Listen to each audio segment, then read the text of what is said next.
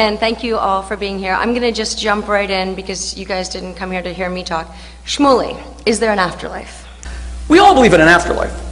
We just don't believe in some religious people's distortion of the afterlife. One such distortion took place a few blocks away at Ground Zero, where 19 men thought that by practicing violence they would get sex. It's quite an interesting idea. It's about as perverse as they come. Muhammad Atta, a note was left by him at Logan Airport where he said, "I will soon be with the women of paradise." For him, the afterlife is one giant orgy, where in recompense for his profound act of violence, he will get celestial orgasmic bliss. For some of my Christian brothers and sisters, the idea of the afterlife is this world as an anteroom for heaven, for a place that's going to be perfect. This is a book written about the afterlife by Dinesh D'Souza, who Christopher and I participated in a debate together in Mexico recently with him. And the introduction is by Rick Warren, one of the country's most respected pastors. He writes, "We were made to last forever, and this life is like a warm-up act, a dress rehearsal for the real show in eternity. Once we fully grasp this, it makes all the difference in the world, affecting our choices, values. We reorder our priorities and start emphasizing the enduring important things over the temporary things. So what is the purpose of this world? Only to get into the next world. Hence, religion has come under some very serious and accurate criticism that this world is belittled by faith, that what you do here is nothing but a means to an end, that Jesus is the road to salvation, that we try to garner enough virtue in this world and in this life so that we reach a critical mass, and that critical mass allows you to have the pearly gates of heaven open for you. And if you don't reach that critical mass, well, my friend, like an Oompa Loompa and Charlie in the Chocolate Factory, you get sent straight to the netherworld, but it's not made of chocolate. It is a big, giant barbecue. And you are going to be put on a spit, and you are going to roast forever and ever. Unfortunately, if you're Jewish and you don't believe in Jesus, even if you lived a virtuous life, at times, some of my Christian brothers and sisters would say, if I lived righteously, gave charity, honored my wife, and inspired my children, I am still going to that barbecue. This is the reason why, more than any other belief, the afterlife has undermined religion. St. Peter's Cathedral, where I had the great honor of meeting the Pope 4 months ago, was built with a belief in indulgences, that you could actually buy your way into the afterlife. Some say we have to have an afterlife, because otherwise, how do we explain all the evil in the world? If there's no afterlife, you mean Hitler can gas 1 million children. He can turn 5 million Jews and 90% of the world's Roma gypsy population into lampshades, ash, and soap, and he can just put a bullet through his brain and he can escape. Saddam Hussein can just go into a noose. Isn't he roasting somewhere? Come on, my friends. This is also an infantile idea. Do you really believe that no matter what they did to Hitler in some hellish afterlife, if he foundered in purgatory for all eternity, if they put needles into him, if they dismembered him, if they disemboweled him and drew and quartered him, that this would somehow make up for what he did to 12 million innocent non-combatants? Absurd to think that, well, at least he's getting his just reward. That's why, although Judaism absolutely affirms a belief in the afterlife, because we believe that there is mind and matter, that there is a conscience, there is a me, call it a soul, an individual will, which is not only conditioned to exist in the temporal confines of the body, but can actually transcend it. In other words, we are an idea and not just a living organism. And we believe that that idea can, of course, survive death. Nevertheless, we have Eden. Judaism is emphatic that the afterlife is right here on earth. The afterlife as a spiritual abode called heaven should be an afterthought. You don't serve God in order to get some big prize in the hereafter. That makes religion into nothing but a petty commercial enterprise. That makes religion into nothing but, God, if I do for you, then you better as heck do for me. And God is an end and not a means. The afterlife is right here, and we all believe in it. The Talmud says that the patriarch Jacob did not die, because the Bible says he didn't die. It says Vayigva, he was elevated. So the Talmud says, Yaakov Avinu lo mes, our patriarch Jacob never died. And then it says, what do you mean he didn't die? It says he was buried. It says that Pharaoh led a giant procession with Joseph, the viceroy of Egypt, with so many kings who put their crowns on his coffin. He died. And the Talmud says no.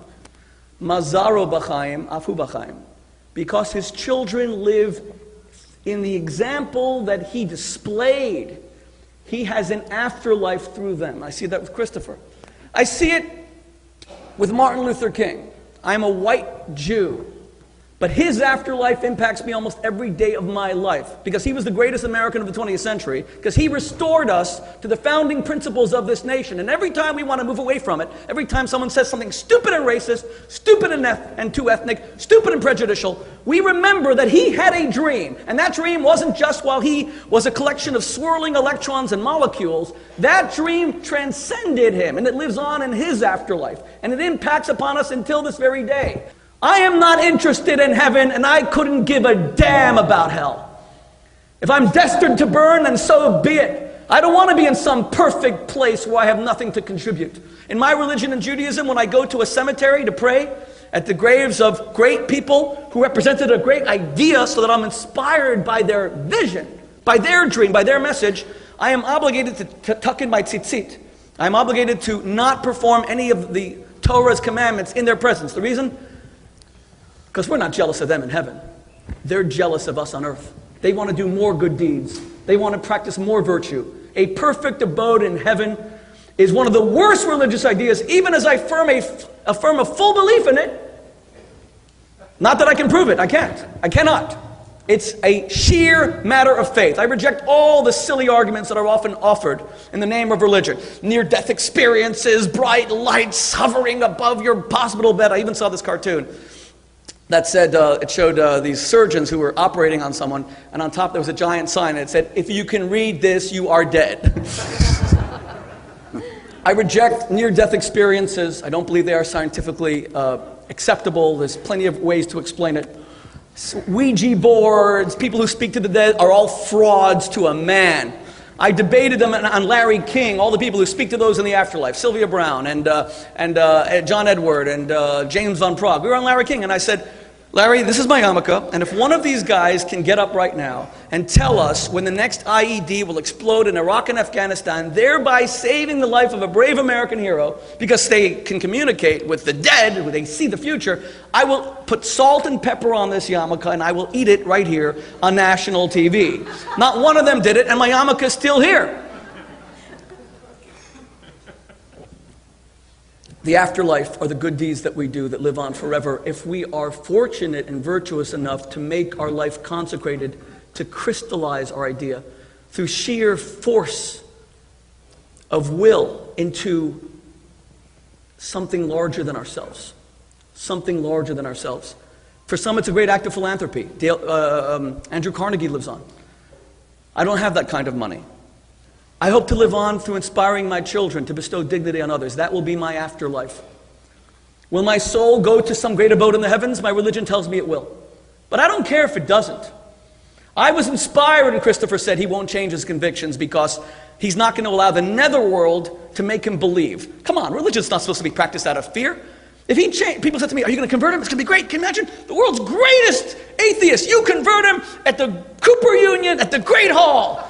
And hallelujah, glory be. And I said to them, how pathetic would that be?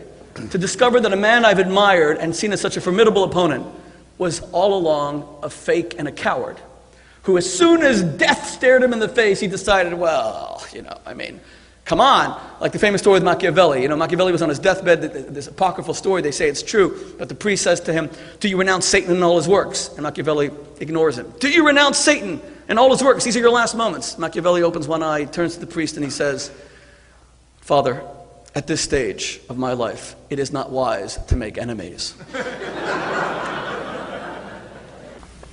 Our afterlife, atheist, religious person, agnostic can all agree, is making our life larger than ourselves. To that extent, some of us won't have one, because America has become so narcissistic, so self-centered. Facebook, all of this allows us to tell our friends what we ate for breakfast cereal. But those of us who understand it's not about us, it is something larger than us, and that's something that everybody with faith or lack thereof agrees, that it's not about us, then you will have an incredible afterlife. It might be on a global scale, and it might not be. You might be a hero to thousands, you might be a hero only to your own children. But that's how we live on, by living for a cause larger than ourselves, to which we dedicate ourselves, and which survives us. If we embraced this idea of an afterlife, it wouldn't have to be an afterthought, and it would actually inspire people to see that religion is not born out of weakness, and religion is not born out of a hope that we have some sort of immortality because we can't face death, but religion is born out of a genuine desire to make our lives into a blessing for others. Thank you. Thank you.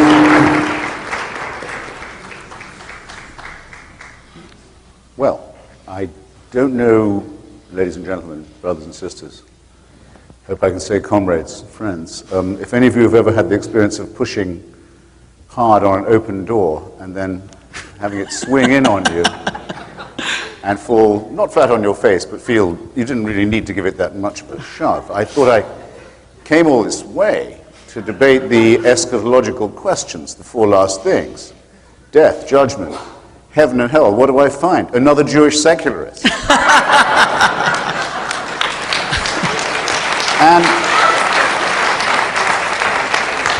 And another Jewish secularist in the incredibly target-rich environment of Cooper Union on the Lower East Side of New York. For this, I had to get on the shuttle. I take it, I will not take it as was once said of the tribute of virtue to vice, the compliment of vice-based to virtue, the ideal of hypocrisy in the first place. I take it as the incremental effort of a lot of steady work that some of us have been putting in to dispel illusions in the supernatural. And in a private belief that I've held for a long time, which is that very many of the practitioners of these faiths don't believe it either. And perhaps that might be the first consolation that we take away from this evening's discussion. My own task having been so much lightened, even though I retain the tiny suspicion, and I hope it's an ignoble one, that Rabbi Shmuley might possibly be going easy on me. And that would be a great cause of resentment. If I thought for a second that that was true, it's already bad enough that I'm the fifth person appearing on this stage, and you may have noticed the steady decline in the standard of pulchritude that went on after number 3 had left the stage. So I'm left to restate what I still want to say, and have to begin with a disagreement. The idea that a person who martyrs himself and kills others in the cause of the faith will be rewarded in paradise is not a delusion of Muhammad Atta's. I wish it was. It would be very nice if we could say that that was the case. It is rather a belief firmly rooted in the holy book of the Muslim faith, the Quran. It is believed by an enormous number of people. It may not be disbelieved that someone who martyrs himself for the faith will be so rewarded. To do that would be to challenge the authenticity of the book, and therefore cannot be done. The most that can be done is to say that somebody interpreted this mad instruction incorrectly, but we would be living in a very happy world indeed if this was just a delusion of one leader of a 19-man gang. The same, I think, can be said of, you'll correct me, I'm sure, Shmuley, if I'm mistaken, but I think it's number 13 of the Rambam's list of articles of faith, Maimonides' opinions of what it's necessary to believe in order to be of the faithful, that there will be a resurrection. It comes just after, I think, the belief that the Messiah will come. Though, because it's Maimonides, because it's the Rambam, he does say, though he may tarry, you may not doubt that he will come, nor may you doubt that you're due another life. Now, I'm sorry. I take this stuff very seriously because I have to deal with, as I do with the Christian version of it, put so creepily and so shadily, that we bury our dead, in the Christian faith, of which I'm not a member, they bury their dead in what they call, in this slightly evasive way, the sure and certain hope of resurrection. Not the sureness and the certainty of, you notice. They They haven't got the arrogance for that anymore, but the sure and certain hope of resurrection. These are the beliefs on which monotheism has based itself and upon which it continues to exert its extraordinary and lethal power. And I won't take your offer. Rabbi, I can't take it. I can't say all they're talking about is posthumous fame. All they're talking about is reputation. After all, people still read Shakespeare. Surely that proves that there's an afterlife. No, I'm sorry. It's a confusion of categories. It's not comparing like with like. It's not even non-overlapping magisterial. It's radically discrepant views of what reality is. And if religion would say, we don't promise you anything after death, that would be the end of it. And Shmuley would be talking ethical Judaism, and I would be saying, atheism is compatible with any belief you like. You can be an atheist and be a supporter of Ayn Rand, the most famous atheist in America. You can be an atheist and a nihilist. You can be an atheist and a fascist. All you have to do is say that you reject the supernatural dimension. But that's the most crucial thing. And now the critique of religion that we've evolved over the years in mortal combat with it is this, essentially. First, that it has a very queasy relationship with anything called evidence. That it makes very, very large claims for itself. Perhaps Rabbi Shmuley won't choose this evening to do so, but it claims to talk in terms of redemption, of salvation, and even of eternity. And there's an inverse relationship between what it claims and the amount of evidence that it can muster. And that this is its original, if you like, sin. Second, that it seems to deal in absolutes, that it appears to want us to think of a God who is in some way or another a dictator in this world, and if this one should prove disappointing, I think you used the word dress rehearsal, the term dress rehearsal, a mere ante-room. If you think this is unfair, if you think this is discrepant, if you think this is irrational, why do the evil prosper? Why do the good get trampled underfoot and left behind? Never mind. Once you've squeezed with agony through the keyhole of death, there's another whole world where all that will be put right, where every tear will be dried and every injustice compensated, which, if it was true, would be a terrible exercise in sadomasochism. And why put a bunch of rats into a labyrinth of torture? See how they do, surprise them with new rules, even bigger surprise when you squeeze them through that last gap. Now we have you, and now you're due for a verdict against which there is no appeal. If you don't believe in that as a scheme, you don't believe in God, you don't believe in the biblical promise of redemption and salvation, and you certainly don't believe in the resurrection. So I think Shmuley's word on that is that that's the case, is as good as anyone else's, and I'd say perhaps better than some. But I'm talking also to people who will be tuning into this broadcast later, and I have a captive audience, and so I've got a couple more points to make before I rest the case that you smoothed for me.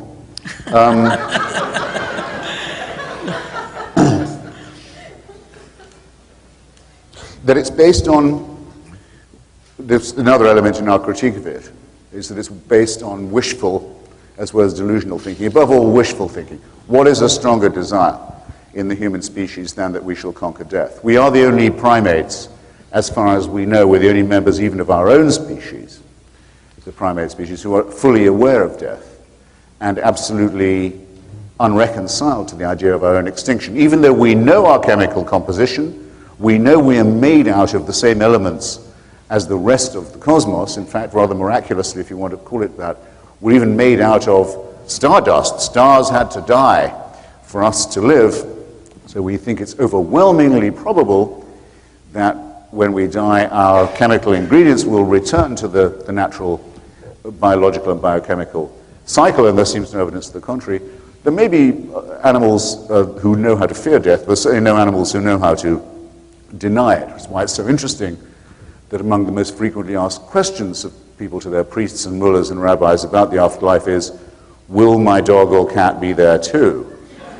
And you notice they only ask that, will Timmy be in heaven or Rover? They never say, will that hellish tabby I once had be reassembled in the infernal regions? This is enough to show how wishful the thinking is. Now, I see that Shmuley has Dinesh's clever but, I think, thin book on the case for the afterlife in front of him.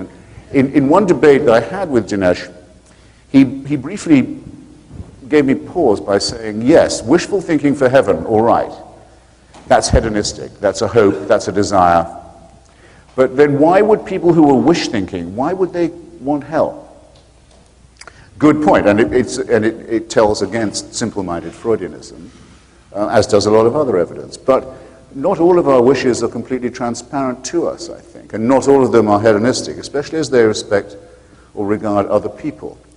I was one of the 2 or 3 white people in the audience at Madison Square Garden in 1985 when Louis Farrakhan gave his famous address to a packed house of the Nation of Islam and addressed the Jews of the greater New York area in a taunting manner and reminded them, and I'll never forget it, he said, and remember, Jews, when God puts you in the ovens, it's forever.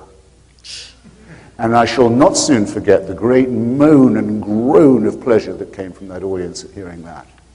And I should have been prepared for it, not just by the stupidity and nastiness and criminality on which this religious nutbag makes his living in this country.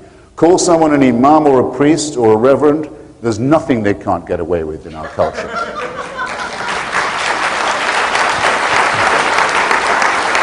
If I could change one thing, it would be that. The second would be when someone gets up and says, I'm a person of faith, that they don't get respect for it. They think that's a respect-producing statement. I am a person of faith. You know, I'm a person who will believe practically anything on no evidence at all. Well, you said it, mister. Respect comes later.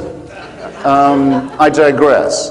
I shouldn't have been surprised by this orgy of sadism and cruelty and gloating from Farrakhan's religious audience, because I've read the Christian fathers. I've read Tertullian, who, answering some questions, one of the great fathers of the church, we see why hell is unpleasant. Why is heaven such fun? It seems to be rather dutiful. Endless praise, endless worship, endless subjection, endless tedium. You think that the Lord himself, after the first 5 billion years, would have had enough of the songs of praise. No, it's got to go on forever. Okay, where's the good bits? Tertullian says that we've thought of the good bits.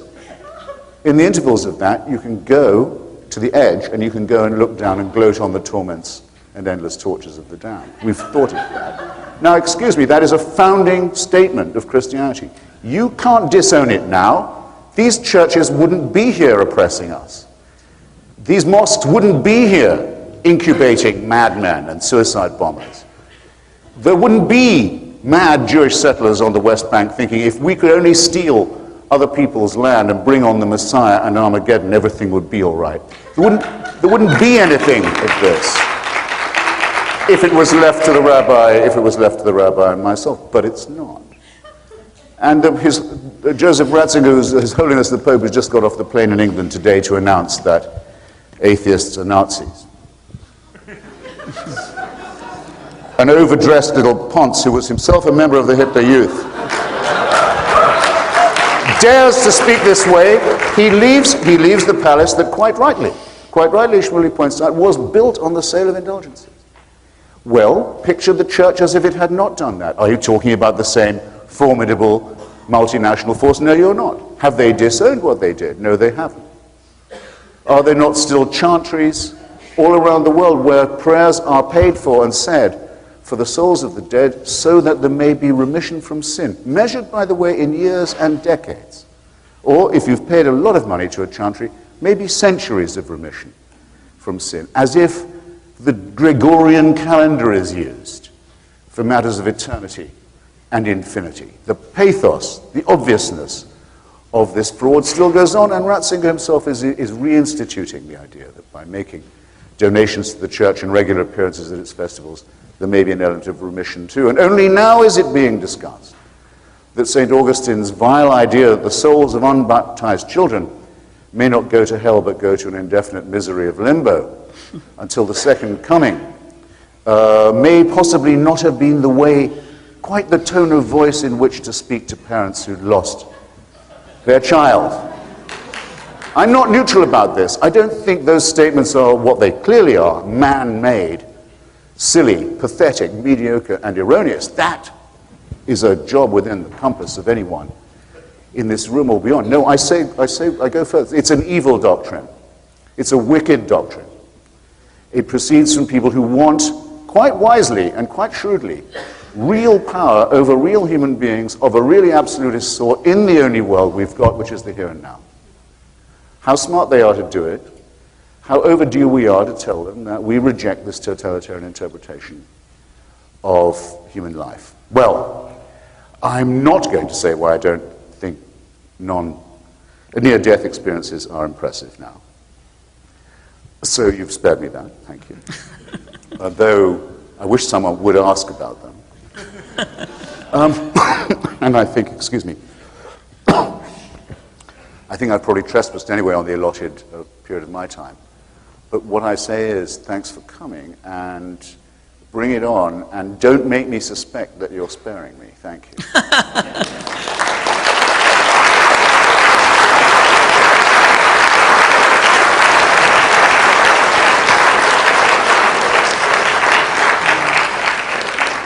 Okay, Shmuley, it's your turn for rebuttal, but take the gloves off now. Take the gloves off. And tell me about the afterlife.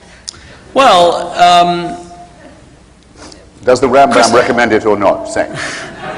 Does he say there'll be resurrection? I'll get to all of that. Where's the difference between you and Maimonides? Christopher, you create a straw man, and then you beat the hell out of it. Fair enough. No, I don't. You say that this is religion, and therefore I think it's absurd. I'm telling you firmly that Judaism, which is the father, mother of all monotheistic faiths, has never put any kind of serious emphasis on the afterlife, period. Not because we don't believe it. I'll give you the Jewish idea of the afterlife. But because it's an afterthought.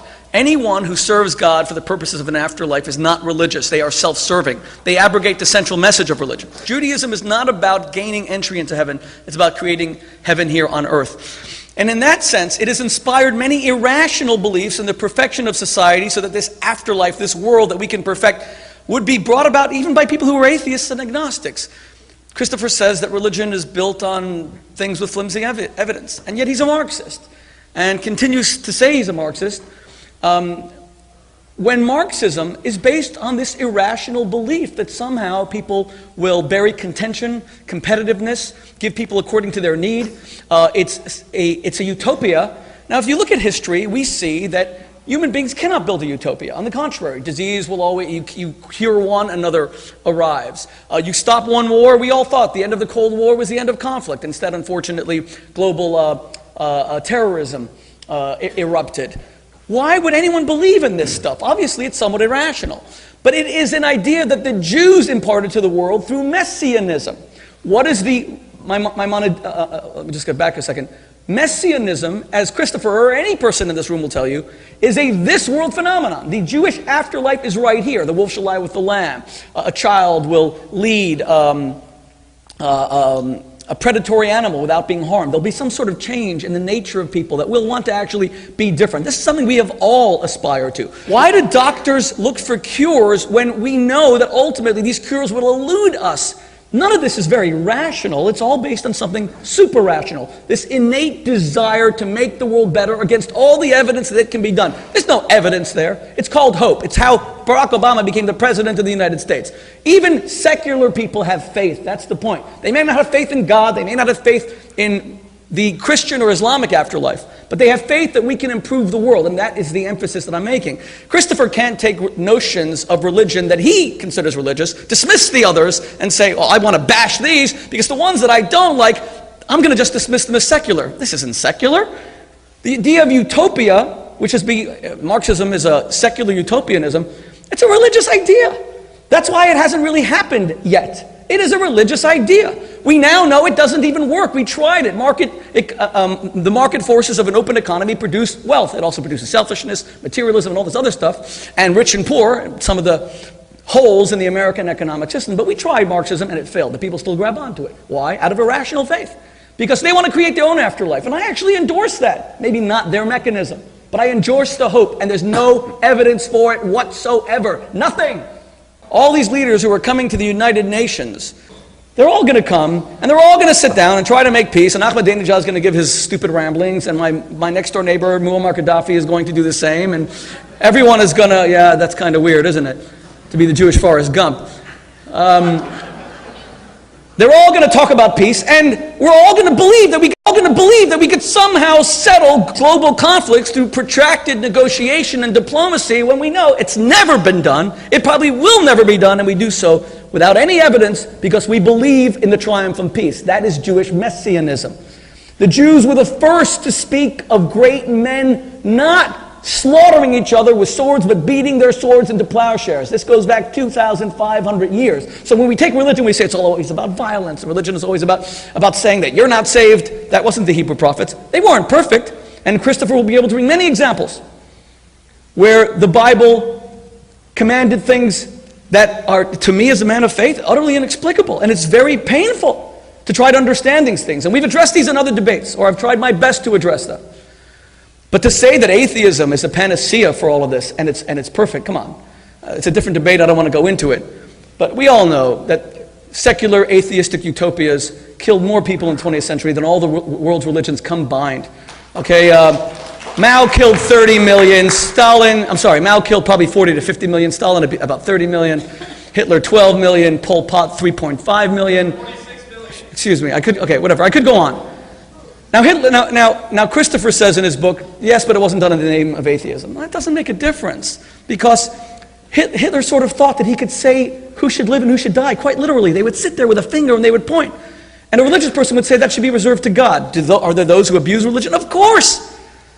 What I've learned from my debates with Christopher is this. Believe it or not, and I will say something that I know is on the record, and I am not a Jewish secularist. I am a profoundly and proudly Orthodox Jew who prays 3 times a day, eats kosher food, will fast on Yom Kippur.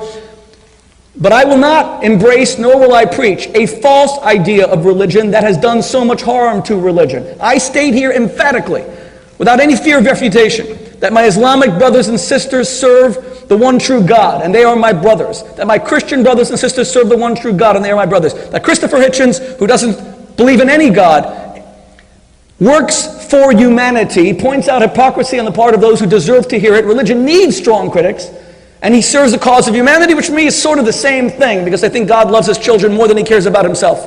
And the very first rule of the Bible, Leviticus 19, is to love your fellow man as yourself. What does Maimonides say about the afterlife? He says that there will be a resurrection, and then everyone will die. Interestingly, he's the only one that says it among the Jewish sages, and we will live in all eternity after the Messiah comes, in a disembodied state in heaven. Nachmanides disagrees with him, Christopher. He says that when you die, yes, there is an abode of souls, because there is a soul, but Nachmanides says, Rabbi Moses ben Nachman, that although there's an abode where the eternity of the soul experiences the bliss of being in the divine presence, ultimately those souls will be, as you said, resurrected in bodies, because it is only this world that matters. It is the justice, the righteousness, and good deeds in this world that matters.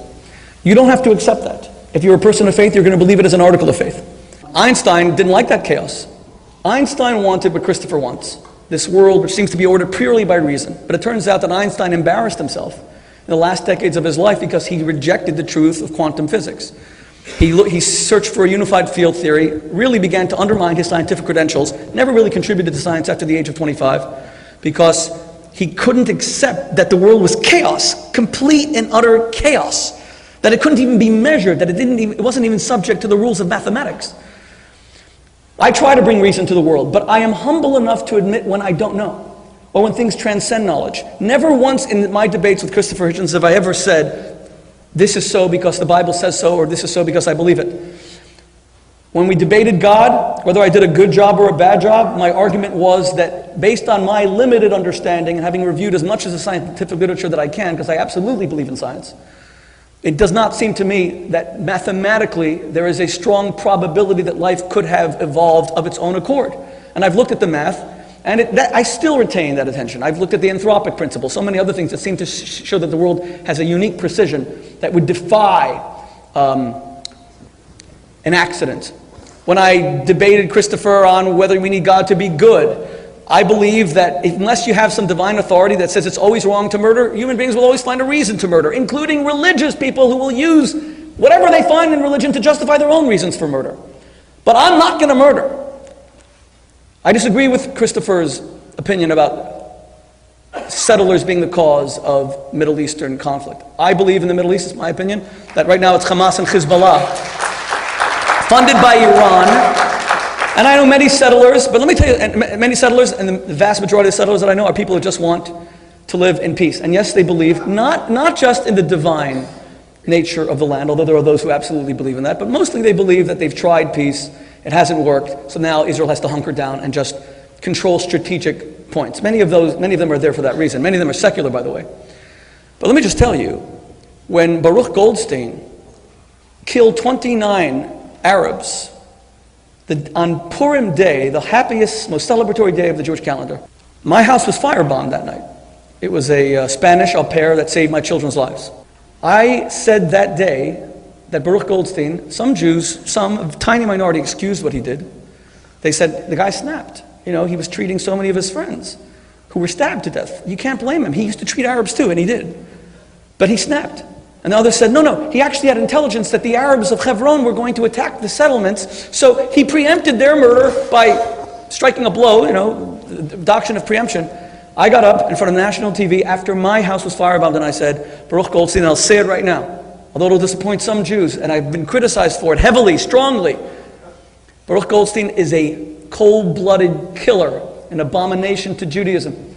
There is never an excuse to kill someone who is innocent, ever. The only excuse to kill is in self-defense, period. If someone wants to take your life. These were 29 innocent people who just wanted to pray. I say that on what? Based on the religious authority of God saying do not kill. And when my Palestinian brothers and sisters turn to me and say, but come on, Shmuley, we have to do suicide bombings because we don't have helicopter gunships. We have to strike back because there's all these Israeli checkpoints. Okay, I hear you. But let me just tell you, your religion also says do not murder. Ever. Even when you have checkpoints. The Jews were subjected to, let me use the classic British understatement, the Jews had a rough time in Nazi Germany. But they never blew up nurseries. They didn't resort to blowing up buses. They never used that as an excuse to punish innocent children. And I say that to my Arab brothers and sisters, based on the religious authority that you cannot kill. Religion does have an application, but I got to tell you, so does atheism. I wrote an article about Christopher's illness. I told the story of Rabbi Zusha of Anapoli that he told his students, one of the greatest Hasidic masters, he said, atheism is necessary for faith. And they were about to tear their clothing. They heard blasphemy. Atheism is necessary for faith? He said to them, every time you see someone who's hungry, someone who's naked, who needs clothing, your first reaction as a religious person is, there's a God, he'll provide. You're supposed to doubt it sometimes. What if there is no God? What if I am the one who must stand in God's stead? We need intelligent critics of religion. My whole problem with Christopher Hitchens has simply been this, that he finds no redeeming qualities of religion at all. You can criticize the Catholic Church. What happened to the pedophilia scandals are disgusting, abominable. But are you going to criticize an organization that runs the largest network of orphanages, hospitals, and schools in the entire world? Are you going to say it's all bad? You can criticize religion. Are you going to say it didn't inspire Martin Luther King's message of racial harmony? He never had any title except reverend throughout his entire life, period. Every speech he gave was quoting from the Hebrew prophets who spoke of a time when human beings would live together as one people with one tongue, sharing one hope. That wasn't an atheistic vision. That came 2,500 years ago, as I said, from the Hebrew prophets. So my issue with Christopher is not that he has very legitimate criticisms of religion that I myself would articulate. Because I don't believe in perfection. I believe in struggle. I said it before. It's why Eden and paradise have no appeal to me. I want a place where I wrestle with my conscience to try to do the right thing. Heroism is found specifically when there's two sides and you have to triumph one over the other. Especially not slaying dragons outside of you, but the demons that live inside you. But to say it's all bad is like coming along and saying that all atheists are terrible and they only poison. And that was said by religion for thousands of years, that kind of religious hypocrisy. So no, I am not a secularist at all. And yes, I absolutely affirm a belief, and I have no evidence, and I say it openly because I'm not a liar.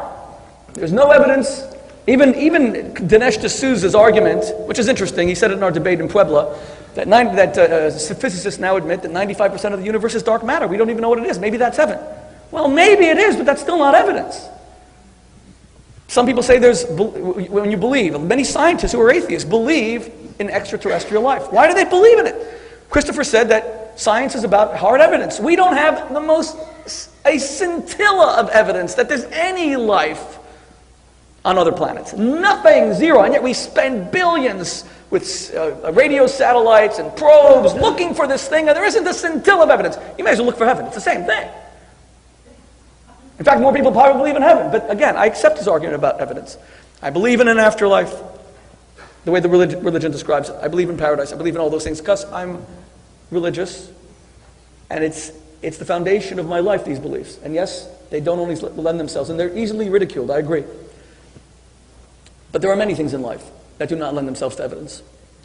But what I'm saying is, none of this is ever emphasized in my faith. None of it. Jews almost never discuss the afterlife.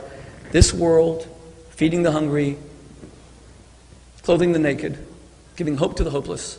That's why Judaism is such a this world grounded religion. We actually say that this world is the one that matters. There's nothing secular about it. So your vision of religion is not the one that I buy into. But thank you very much. Sorry I went on. I think that having, so to speak, invented the toxin of monotheism, it's a wonderful thing that Jews have been the greatest contributors to undoing it. By means of discovery in every possible field of endeavor, beginning with the great first Baruch, and then when he changed his name, Benedict Spinoza, who was the first one to see through the idea of a creator God, a personal God, one who answered prayers, one who made special covenants with different tribes, and all this other delusion, and for his pains was very, very horribly expelled and bullied out of his synagogue in Amsterdam and pelted around Europe by all the Christian powers who for once agreed with what the leaders of a synagogue had done by way of putting an end to free thinking. And we still don't know whether we have as much as half of what Spinoza actually wrote, a lot of which had to be in code. But from that great tradition, which picks up from that of Lucretius and Epicurus and Galileo, to move on to Marx, Freud, Einstein, and others, is to have, yes, done a tremendous work of the mind against superstition. And yes, it's true, and I'll concede this to you. Of the three monotheisms, Judaism makes the least up of the afterlife. I mean, there are two words for hell that we have, Sheol and Gehenna, I think, at least two, that are Jewish religious words. But there's a great deal of argument about what you need to do to get there, and whether you're in the same chemical composition as you were when you were who you said you were. And yes, I'll give you this too. Jews in some way look forward, I would not say it's completely in the material world, they look forward to supernatural events in the material world, such as the little child leading the predator, or in some versions, the lion lying down with the lamb. Where you remember Woody Allen says, well, maybe the lion will lie down with the lamb, but the lamb won't get much sleep. You know, it's still expecting supernatural results in the natural world, which to me qualifies as religious. Of course, there could be an afterlife and no God. That's quite possible. There could be a devil and no God while we're inventing supernatural entities. There could be a hell and no heaven. That's all quite possible. There could be a God and none of these. They're all contingent. Why? Because they're all so obviously man-made. Now, in that, I don't see, granted this, what is meaningful in the statement that one is religious anymore. To say a couple of words, mildly, in defense of the Marxist conception of history, at least, well, it grounds itself on the idea that there is no supernatural dimension, that the material world is sufficient explanation for people's motives. And as Marx writes very brilliantly in his critique of Hegel's philosophy of right, religion is the sigh of the oppressed creature, the spirit of the spiritless situation, the heart of the heartless world. And criticism of it has, as he says, plucked the flowers from the chain, not in order that we shall wear the chain without consolation, but in order that we may break the chain and cull the living flower. And yes, to that extent, I'm willing to defend that conception of history and philosophy. Now, this doesn't mean materialism sounds bleak, or may be made to sound bleak and arid and reductionist. It doesn't mean there's no room in our conception for the numinous or the transcendent if you wish, or the ecstatic for what's experienced in music, love, landscape, solidarity, other, I think, human and natural phenomena. If I'm asked to describe what I think has happened to a child whose body has been maimed by a priest and whose psyche has been, and sexuality has been destroyed at the age of 5, as, say, the recent Belgian bishop's nephew had to undergo, the Pope only protesting when the police took an interest in the matter, which doesn't make it, by the way, an exception, it makes it the rule. But I could have picked another example. I say, if I was asked what's happened to this kid, I'd say his soul has been destroyed. I wouldn't say that with any embarrassment at all. I would need an extra word. It would be not enough to say this kid has been abused. Right? This is pathetic. Our language, our secular language, our journalistic language is in grave danger, I think, of becoming morally emaciated. Abuse for rape and torture and the prolonged destruction of the possibility of a full personality. No, you need more than that. The Germans have a word for it. Soul murder. It's a good expression. You wouldn't want to be without it. And I would affirm that genuinely. Just as I find that the word evil is absolutely necessary. You mentioned my work, thank you, on Saddam Hussein and others. I feel I've even smelled it. The sense of evil that you get with racism and genocide and sadism, what I've described in my materialist note as the surplus value of dictatorship, an evil and cruel dictatorship that wants evil and cruelty not for its own interest or because it would serve its turn or kill its enemies. That's too easy to explain. No, likes these things for their own sake. Will do them even if it risks the stability and reputation and profitability of the regime. Needs it. Needs cruelty. Needs murder. Needs the real, authentic stench of evil that I claim to have felt in my own nostrils. I think any account of fascism that lacks that is, again, morally thin and historically emaciated too. By the way, if you ever want a liberal who doubts this, get him to say the word evil. Do you know how to do it? You can. Just put the word lesser in front of it and they'll vote for it. They know, it's just they don't like to admit it. So, materialism needn't be reductionism. But we mustn't inflate the religious claim either. Let's take 3. I'll just take 3, and then I think we ought to turn it over, of Shmuley's critiques. I'll start with Dr. King. Actually, he had a better title in front of his name than Reverend, which was Doctor, but never mind, that's a quibble. When he cited the Hebrew prophets, which he did all the time, because there was really only one way of getting an audience in the South without being immediately killed, and that was to claim that you were speaking in the name of the Christian God of the slavers, who'd invented the problem in the first place, so you better know your testament, boy. That's the only licensed form of criticism there was in the epoch of racist dictatorship. And he knew the books, sure he knew the books, and my friend Taylor Branch, in his wonderful biography of him, gives the books their, if you like, the volumes their right names, The Pillar of Fire, The Parting of the Waters. Yes, he knew the Exodus story. Aren't we glad he didn't mean it?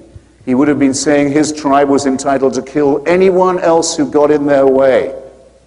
The Amalekites, the Midianites, away with them.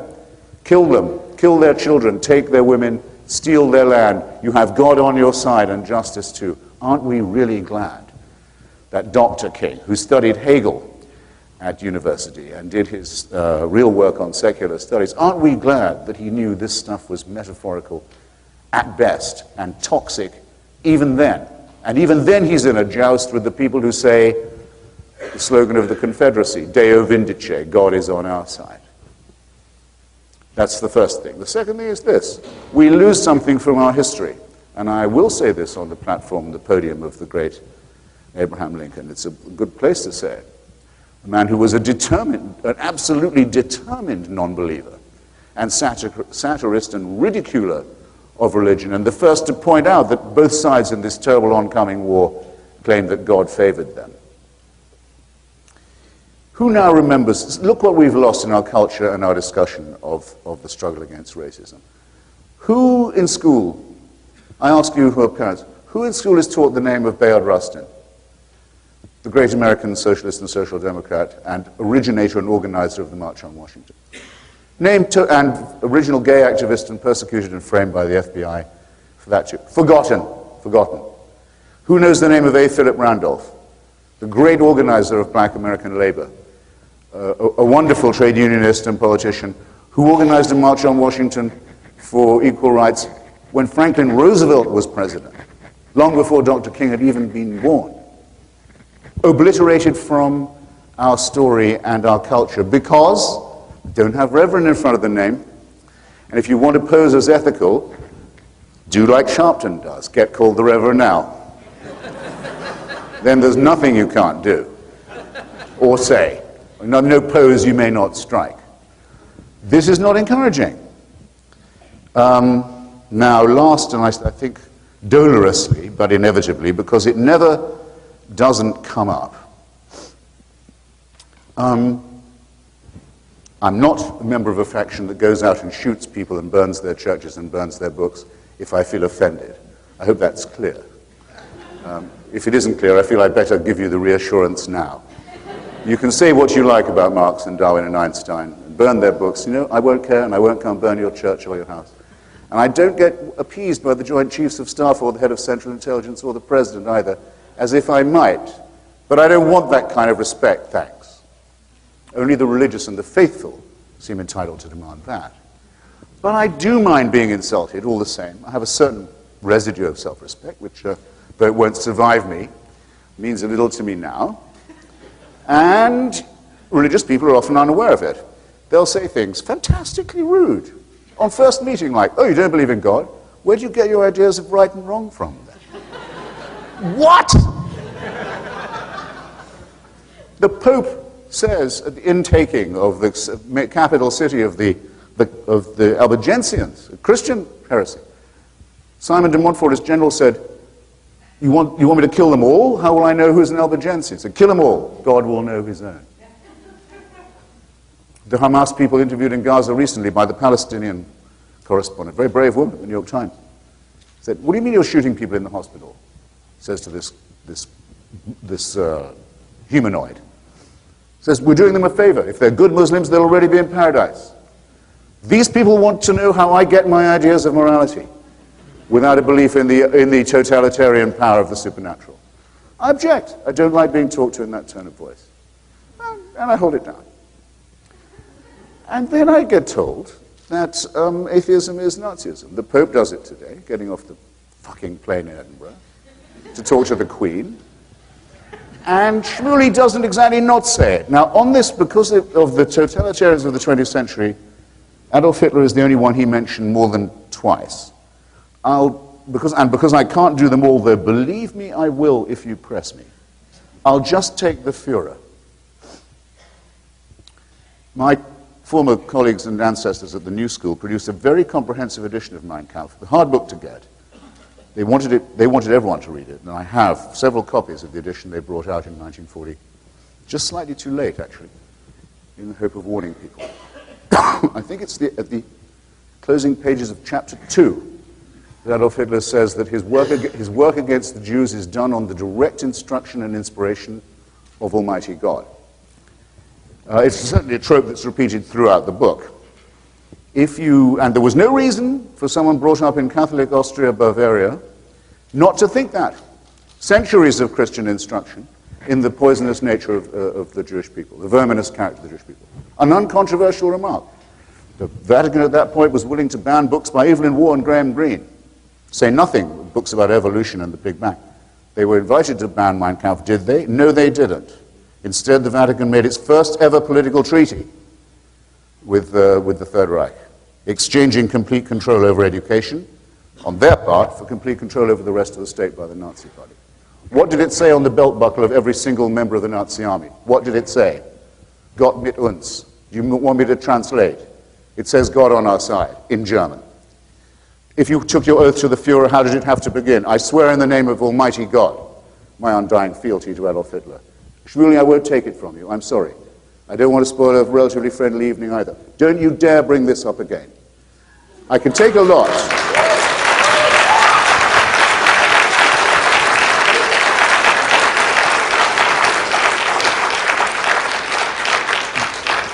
Read any history of fascism in the 20th century and take out the word fascist from any history that's remotely objective, including much written by Christian historians, and just put in, instead of the word fascist, extreme Catholic. You don't need to change another word. To say this was secular is just getting history completely wrong. To say it's atheist is a deliberate, conscious insult, and I won't have it. So, now you know how rude I can be.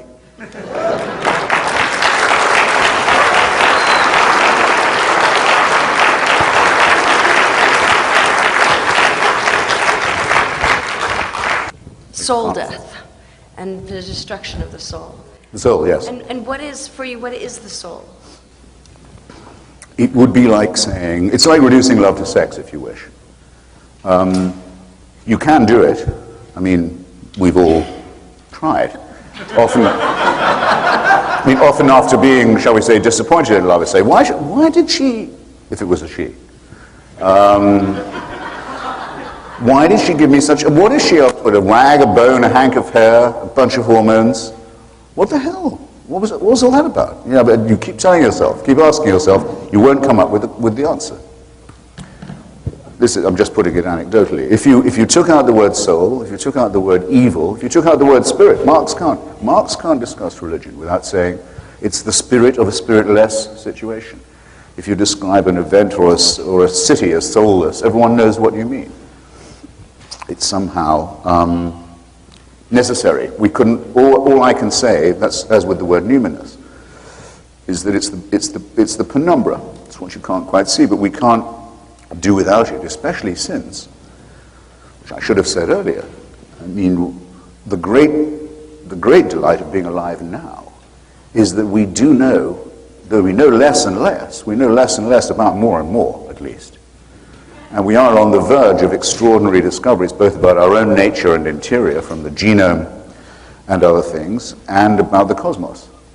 But we know incredibly little about galaxy formation, about how many universes there might be, about there are people like my friend and colleague in the atheist movement, Sam Harris, a great neurologist, who think the NDE, near-death experience stuff, may be all nonsense, not unlike spiritualism, but the possibility of consciousness, in some sense independent of the physical brain, is worth examining, and there's work being done in it. If he's interested in that, then so am I. So if that were possible, then that would be something that would live on past the body. I think there would need to be bodies still around to, so to speak, transmit it. I don't think it's not going to be in a stratosphere, or it's not the word I'm looking for. Stratosphere. It's not going to be in some astral plane that these things are resolved. One will need to have minds made of meat in order to process them, print them. There'll have to be events like this where they can be debated. But yes, there will be. We live on the verge of extraordinary discovery. So you would. But I don't think they will lead to a supernatural. It will not lead to our discovering a supernatural plane of which we were hitherto unaware. But if it's not something within nature, and if it's not something material, it would, by definition, be supernatural. Maybe not religious, but it would be supernatural. Well, the religious people have tended in the past, because look, here's the great contradiction of being religious, and Shmuley's exemplified in a very amiable way this evening. If you are a person of faith, then that's what you are a person of. Especially in Christianity and Islam, it's the strength of your faith that is your merit. It's your willingness to believe and to risk your life for it, no matter what. Do you affirm it? Yes, I do. How does it go? They say it 5 times a day. There is no God but God, and Allah is his messenger. You notice the first 4 words are exactly right. Yeah. Sorry, and Muhammad. There is no God but God, and Muhammad is his messenger. The first 4 words are exactly right. There is no God. So 5 times a day, millions of people around the world unknowingly speak 4 words of complete truth. Progress of a kind. But it's the faith that is the merit. What do they want evidence for? They're never going to get any evidence for that. The merit is the faith. So as soon as they say, and by the way, It is possible to make night journeys to Jerusalem on a horse. The faith shrivels. It shrivels. And Christianity has given itself away repeatedly on this. It now says, we didn't used to think there was a Big Bang, but now we realize there was one. Reads a lot like Genesis when you read it backwards. Plagiarism, pure and simple. They do it all the time. But then now they're pimping off the back of medical science and doing extraordinary moments in surgery and surgical intervention to do the near-death experience racket. This is a familiar thing. All these things will yield to properly controlled scientific investigation. But the things that we know already are miraculous enough. Science is not infallible either. No. My husband, when he started medical school, the first day they said, his professor stood in front of him and he said, I just want you to know that everything you learn these 4 years, by the time you finish your practice, half of it will be proven untrue. The problem is you just don't know which half. Can I just, okay, you want to put a question in? Yeah, it's worth addressing some of the points that Christopher made. You know, many here, I'm sure, are familiar with the story. Socrates was told by the oracle at Delphi that he was the wisest man in Greece. And when he heard it, he chuckled and he said, if that is so, it is because I am the only one who knows what he doesn't know. And I think there used to be a certain humility to scientific investigation where theories were postulated to explain evidence, to explain facts. That is the scientific method, and we all know that it works. It works in medicine, it works with your iPhone, it works with all your appliances, and there's great truth to science. There's an arrogance that's developing in science that I think should be a little bit worrisome. Because what I said in that debate with Dawkins is, Maimonides, considered the greatest Jewish thinker of all time, who was strongly influenced by Aristotle, and he was a great doctor, of course, court physician to Sultan Salah al-Din, Saladin. He said, Kabbalah emes mimisha omru, you must embrace the truth regardless of its source. And Judaism, I can't speak for other religions, but Judaism is a religion based on this search for truth. Now, Lisa just said that science does change its theories, and sometimes with great frequency. When Maimonides was alive, the most important scientific theory of the time was the Aristotelian theory of the eternity of matter. It sort of survived into modern science in the solid state theory. There was no belief that matter actually came into existence. And because of that, many Jews of the time wanted to reinterpret the book of Genesis to accommodate this eternity of matter. Maimonides said, I would do it if the facts could be proven by some infallible means to be true, but I believe the theory is flawed, and he subjected it to a scientific refutation in his great philosophical treatise, written 900 years ago, The Guide to the Perplexed. Of course, later, and now Christopher is saying that religion is plagiarizing science, we came up with the Big Bang Theory after the solid state theory, where all of existence, the entire universe, came into existence in an instant. Now, is that the story of Genesis? I don't know. There are similarities. It's impressive that there are some similarities. I'm sure there are many discrepancies as well.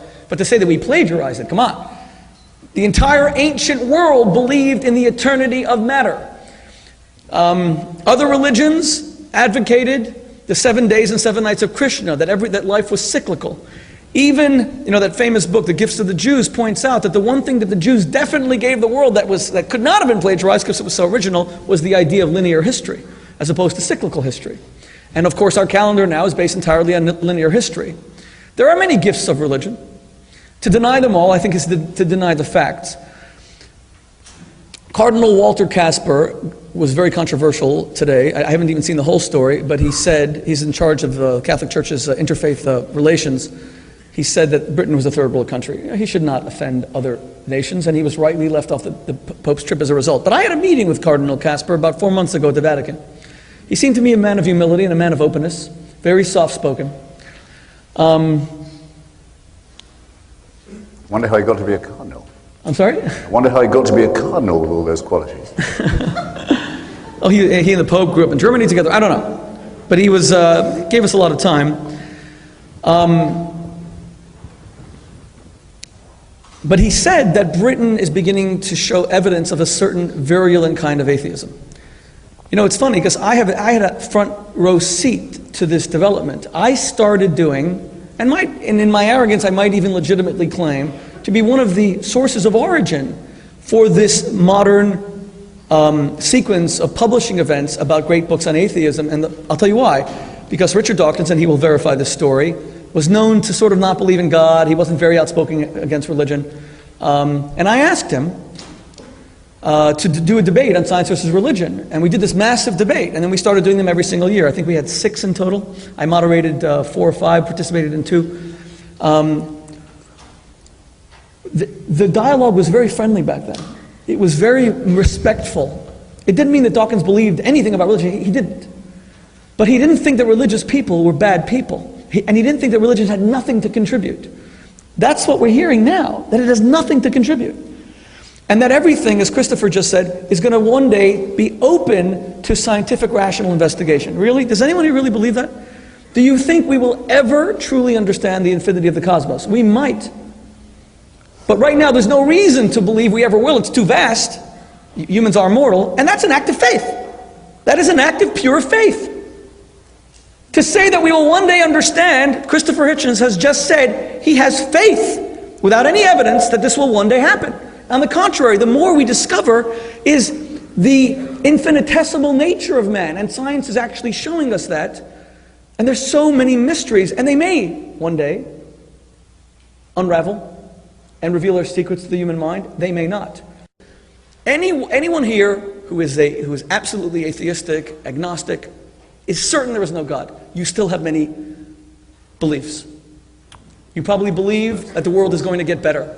Why are we all so upset that America is declining? 64% of people in the CBS poll just said that America is in serious decline. Why are you upset? Historical inevitability predicted this. It is inevitable. America will fall, period. You can elect the best president. You can have the best Congress. You can root out all political corruption, but history shows, as Oxford's greatest historian, who unfortunately was a little bit anti-Semitic, Arnold Toynbee, in the study of history, America will fall, as every civilization beforehand. So why are we doing all this? Why do we think it's not true, it's not inevitable? And there's no evidence to support any belief that it won't. None. All the evidence says we are doomed. It's happened before. It's called cyclical history, and there's no way out. No matter how much you want to identify, read all of Gibbon about how Rome fell, it's still inevitable because human beings are corrupt. And yet we still believe that we can perfect. That's a belief. No evidence whatsoever. In that sense, I think that, and let me conclude by saying, in that sense, I think that the religious ideas of linear history, our ability to make tomorrow better than today and give our children better lives than we ourselves had, that is a religious belief, and it doesn't make a difference if you don't believe in God, because again, it's unsupported by fact. If we were to take a scientific determinist view of life, it's quite gloomy and it's quite dark. The reason why I respect Christopher Hitchens, amidst some of our very serious disagreements, and let me conclude by saying, based on everything that I just said, is that he's different to all the other atheists. Honestly, I've discovered this in debating them. You see, he has a genuine love for humanity. Richard Dawkins will go up and say, I'm going to arrest the Pope because the Pope allowed the molesting of children, or as Christopher would call it, raping of children. I think you've used that in many of your essays. Rape and torture. Rape and torture. Okay, fair enough. Richard Dawkins suddenly loves children. He even wrote in his book that religious parents, I think, should be prosecuted or not prosecuted. They should be stopped from giving their children religious education, etc. He suddenly cares about kids. Really? What's he done for kids? You mean only when the Pope comes to Britain he remembers there's kids? But in other words, he doesn't love children, in my opinion. He probably just hates religion. But Christopher Hitchens is very different. He has shown throughout his life an absolute dedication to the human family. He has been one of the most eloquent voices for human rights that there is. That's why I honor him, because at the end of the day, I don't care what a person believes, I care what they do. And in this sense, this is a great debate, but it doesn't really matter, because action is everything. Is Barack Obama a Muslim? He says he's a Christian, I believe him. But what if he were? Who cares? I don't care if he believes in the Starship Enterprise and speaks Klingon. As long as he's a good president, if he has values that I can respect, if he stopped the genocide in the Sudan, if he spoke out strongly against a woman who may be stoned to death in Iran, I don't care if he believes in the rafters of the ceiling. What does that bother me? I care what people do. In that sense, I don't care what Christopher Hitchens believes and doesn't believe. He's a champion of human rights, and we need more of them. The essays of his that I've read,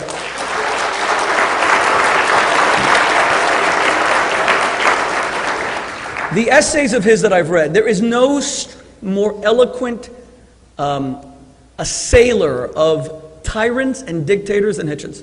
And you're right about the Catholic Church, or at least Pope Pius the 12th, Eugenio Pacelli, and Hitler, of course.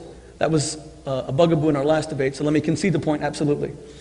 Pius the 12th, Eugenio Pacelli, I believe, and I'm sorry to say this to all my Catholic brothers and sisters, because they were phenomenal. Pope John the 23rd was one of the greatest men of the 20th century, I believe. But Eugenio Pacelli, I believe, was a criminal who never spoke out against the Holocaust even once, who allowed masses to be said when Hitler died, and indeed he signed the first concordat with the Nazi Third Reich. But his predecessor, Pope Pius XI, gave an encyclical against Hitler in 1937 that was read through all the churches. I think it was called Mitbrenner, I don't speak German, someone help me, Mitbrenner Storge, with burning... Mitbrenner des Sorge. Sorry? Mitbrenner des Sorge, with mounting anxiety. With mounting anxiety. And then he, of course, wrote the encyclical that was going to publish in 1939 against the discrimination against Jews, which, when he died, in mid-1939 was quashed by Pius XII. That's the reason why when I met the Pope, Benedict, I was there part of a conference as Jewish leaders who wanted to find good in Pius XII, and I had to explain to Cardinal Casper and everyone else that I met that I couldn't do that. You're absolutely right about that. Okay, religion has a lot to apologize for, and we should. We absolutely should. So God removed his vicar of Christ on earth in the 1930s from an anti-Nazi one to a pro-Nazi one, just in time for the advent of the third. That's what you have to believe if you're a Catholic. This is the appointed vicar of Christ on earth. The power holds the keys of Peter and the apostolic succession. There was one who was very dubious about the Nazis. He gets whacked out just in time for one who's soft on Nazism to be the holder of the keys. Believe this or believe it not, but it's a point of faith. Okay, so why is tonight different from other nights? Because it turns out you have a furry, child-friendly atheist in your midst. On behalf of the Board of Trustees of This World, the Values Network, I would like to offer our sincere appreciation to visiting adjunct professor Christopher Hitchens and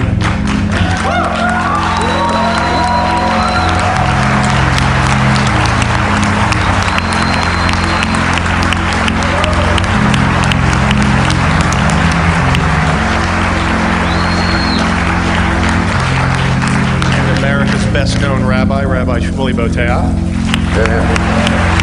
Bravo. And our most courageous moderator, Lisa Haas, for treating us to a fascinating and intriguing dialogue this evening. Also, we want to thank all... Thank you. Thank you. Thank you. I'm delighted to be here, and please forgive me. I may need to run in the midst of your answers to pick up a child, if you know. But I'll move quickly. It's actually one for each of you. Christopher, it seems to me that these positions are somewhat dated, or the positioning is somewhat dated, in the sense that many Americans, in particular, tend to pick and choose from different faith traditions, or really have not much patience with religious orthodoxy, but pick and choose from different traditions to create an amalgam of a spiritual life. And do you have an objection to a life spent in good works, in which someone may be inspired by aspects of Hinduism or Buddhism or Judaism without holding any fealty to religious faith, if their felt perception is that a spiritual reality motivates them? And then I have one for you quickly. Okay. Well, I'll ask him quickly, and then I may need to scamper mid-answer. But the one for you is, I'm perfectly prepared to believe that Jews are great, but if we're so great, why don't we proselytize? Why do we? Why don't we proselytize? Oh. Okay.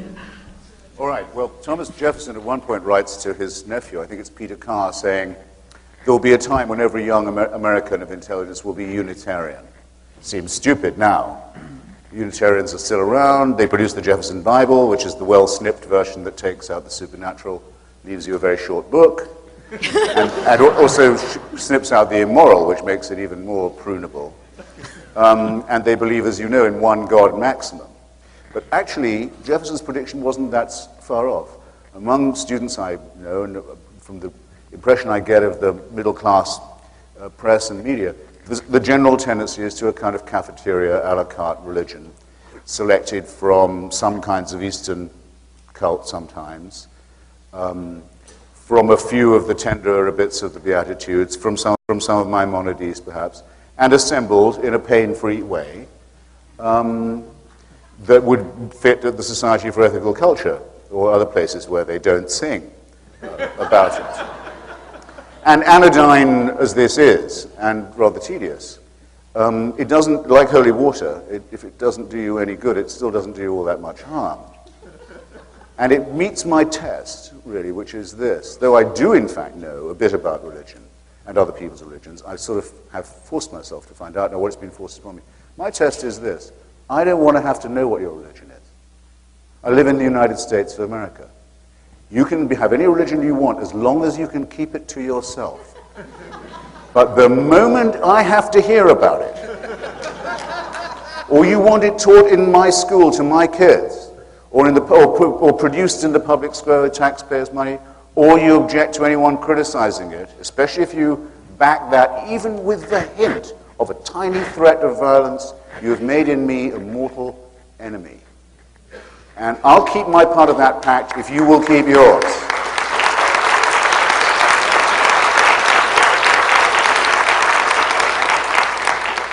So by all means, the mush solution, because it's all mush to begin with.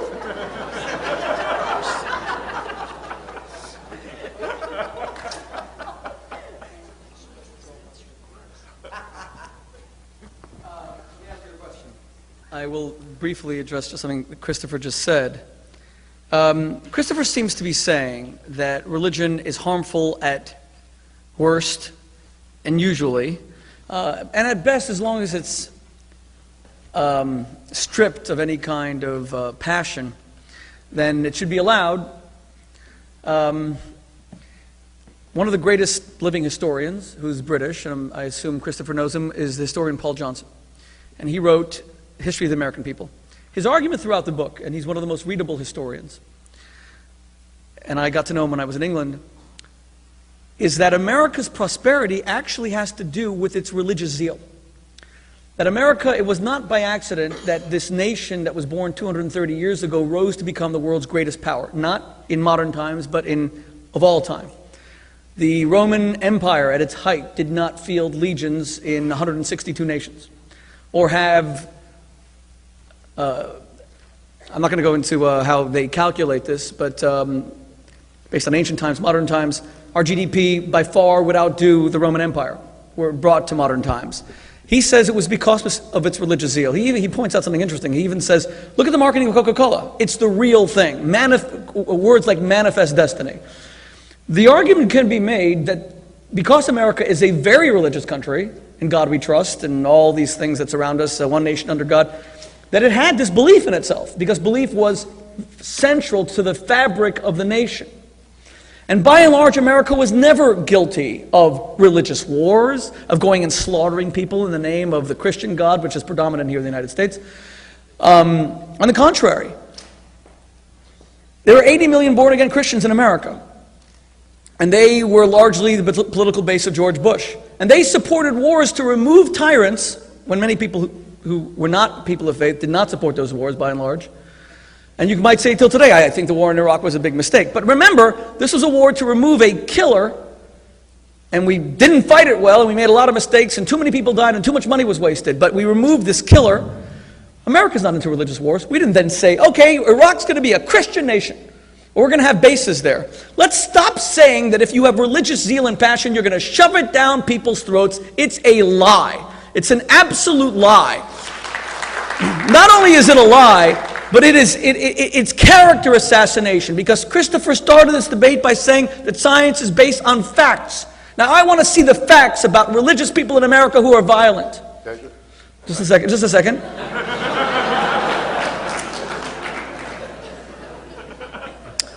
Now, to answer Naomi's, and you can bring exceptions, but they prove the rule. America is a peaceful nation that has never had this religious war, although it is the most religious country in the Western Hemisphere, by far. Naomi's question briefly, and she's gone, so Avram, you'll please give her my answer, okay?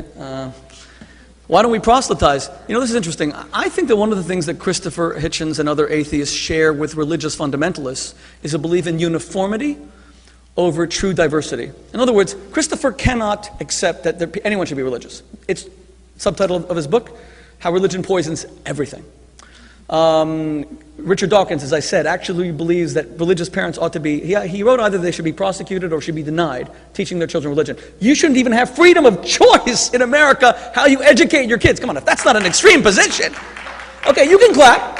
You can clap if you believe that we ought to imprison parents for raising their kids the way they want to. You can live in that frickin' world. But let me tell you, I will fight and die before I live in a country that either forces religion on people or forces them not to have religion, okay? And I find it astonishing that people would clap when someone says that religious parents should be prosecuted for teaching their kids religion. So be it. It just proves my point. The new fundamentalists are often the atheists. They are the ones who are intolerant. The reason why Judaism does not proselytize is because we do not believe in uniformity. We believe that the world is enriched by difference. We don't believe we're right, and you have to be like us to be right.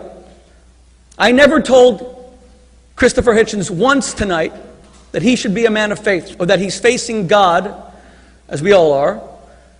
And to use your words on my radio show, you said that you mentioned to Charlie Rose that you were dying, and you said, well, just more rapidly than others. And I hope that it's, God willing, not as rapidly. I hope that you have long life. In fact, I'm going to end this debate with a little gesture to show how important that is to me. But Christopher, when you come along and you say that everyone should be like you because you're certain that everyone is wrong, that's uniformity. Everyone should be like this. I think a world that is all masculine is insufferable. If it's all feminine, it's insufferable. I actually believe in diversity and difference. There are going to be people who believe, people who don't believe. Religion, for so many centuries, made the mistake of saying, no, if you don't believe, we're going to burn you at the stake because we're right. And now, atheists are telling us, if you actually believe in something, you are a stupid, uneducated, primitive, backwoods Neanderthal. And we're the smart ones. Come on, if that isn't condescending, then what is? We can live in that world where we just insult each other, abuse each other, put each other down. We can only find the bad in each other. It's been done. I won't do it. If I lose the debate, I won't do it. If I'm never invited to speak again, I won't do it. I will not betray myself to be popular. I won't do it.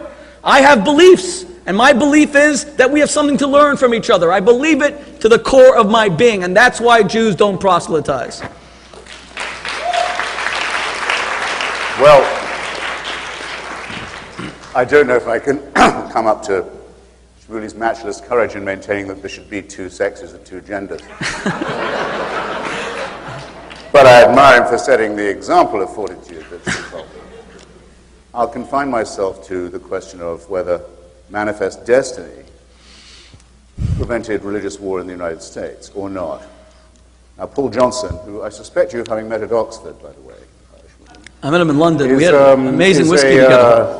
Is an extreme right-wing Catholic nutbag, actually, who I used to know quite well. With some merits as a historian, it's true, a bit of a potboiler. But if you quote him rightly on this, he's just wrong. Until the promulgation of the federal Constitution, if you were in Maryland and you were not a Catholic, you couldn't hold office. If you were in Massachusetts and you couldn't hold office. If you were in Georgia, you had to affirm the state religion, which was, interestingly enough, Protestantism, not further defined. Jews were subject to disabilities in various states. You go on, everyone knows the story. Of course, the 13 colonies would have fallen apart, and on a religious basis too, if it wasn't for the secular work of the two giants of the subject, Thomas Jefferson and James Madison, who first brought about the Virginia Statute on Religious Freedom.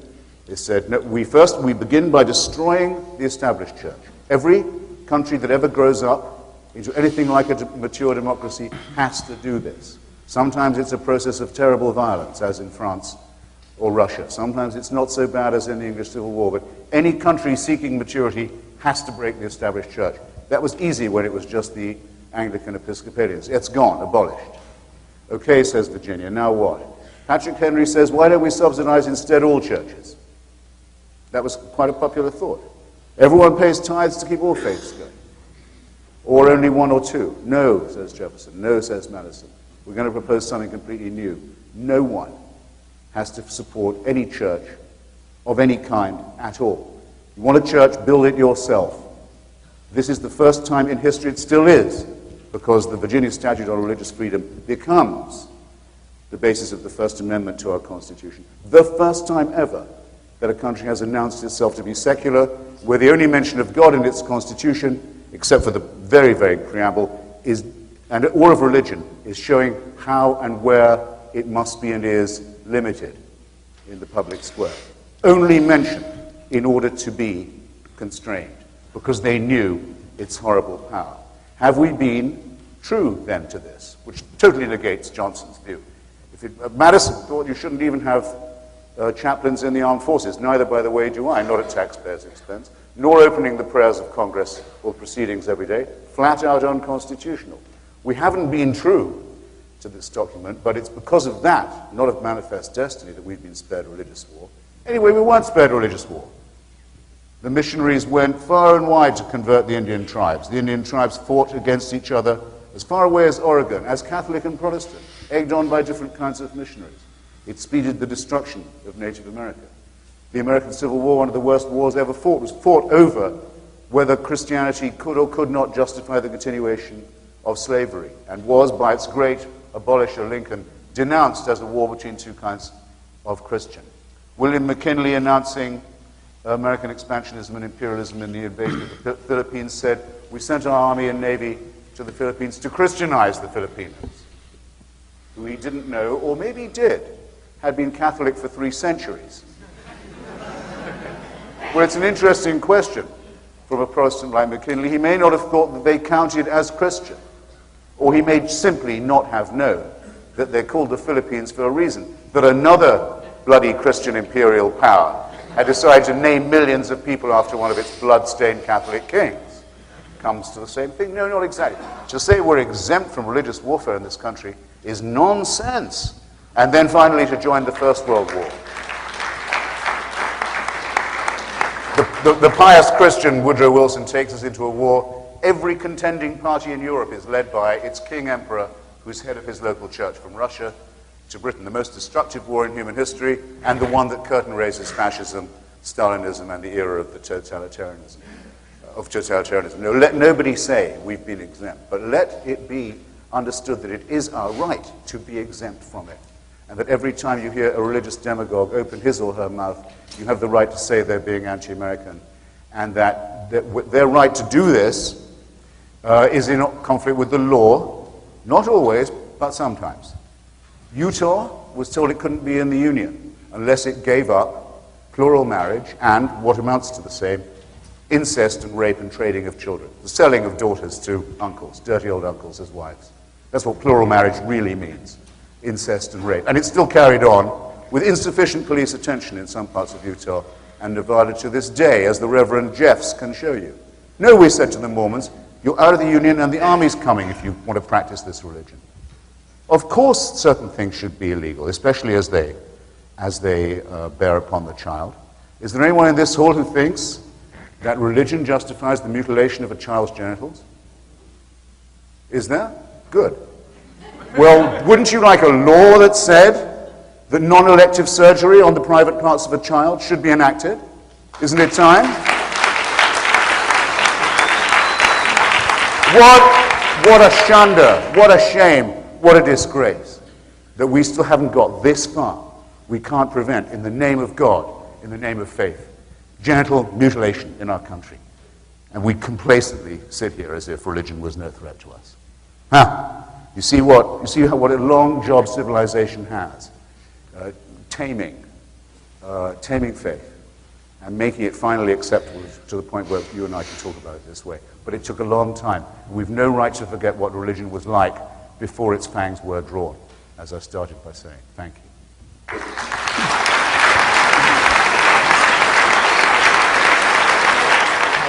Thank you very much, Professor Hitchens and Rabbi Boteach.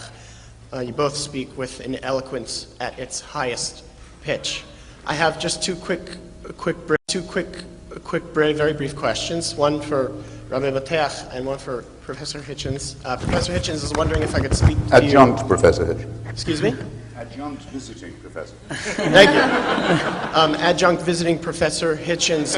I was wondering if I could speak to you after, for possibly you would come and speak at Yeshiva University later on. And Rabbi Boteach, in one of Professor Hitchens, or Adjunct Professor Hitchens' Adjunct visiting professor. Adjunct visiting Professor Hitchens' strips, he sardonically refers to the Rambam's quote of Afal Pi Sheyit Mameya, that, though he may tarry, how the Mashiach may tarry, the Messiah may tarry. I was wondering how you would reply or respond or interpret that halacha in Sefer Malachim. I think we all believe that the perfection of humanity, society, our political system, our economic system, economic inequality is something that tarries. It takes a long, darn time, and I don't think, and that's what we're speaking about. Messianism is about raising humanity to a more perfect state, society to a more perfect state. It's a very long, drawn-out process. I find it astonishing that in the year 2010, only 60% of the world's countries are democracies. We all thought that the end of the Soviet Union would presage the world of democracy, but that's not what's happening. It is a long, drawn-out process. Let me also just say, when Professor Hitchens, goodbye, Paul. Thank you so much for coming. God bless you. When Professor, I'm saying it. When Christopher Hitchens, adjunct visiting professor of God denial studies at our organization, when he said that about genital mutilation, first of all, I was squirming over here. I'm just hoping I'm not mutilated. He said at the beginning of the debate that this discussion debate, that we have to follow the evidence. You can't just call it genital mutilation when science is now saying that the best way to guarantee the end of the spread of AIDS in Africa is through circumcision, and now African countries are trying to get people to circumcise themselves and mutilate themselves so that they stop the spread of AIDS. That is a scientific fact. I didn't make that up. I was even surprised to read it. It's now being practiced all over Africa, trying to get men to circumcise themselves, circumcise their sons, so that AIDS does not spread. Female genital mutilation, which makes it, and I know, I've written a few books about sexuality. Of course, when you remove a woman's clitoris and she can no longer feel sexual pleasure, that's a denial of the beauty of sexuality. And sex is a beautiful thing, not for procreation, but because of the pleasurable experiences that two people can have that draw them closer and wash them away in a sea of positive emotion that transforms their relationship. But circumcision has not shown that does that to boys. And there are other studies that would, but the AIDS thing has always impressed me, and I was wondering what Christopher had to say about it. Sure, the spread of AIDS. No, there's been all these important studies about it from the World Health Organization. If there are doctors here who know more about it, you should even...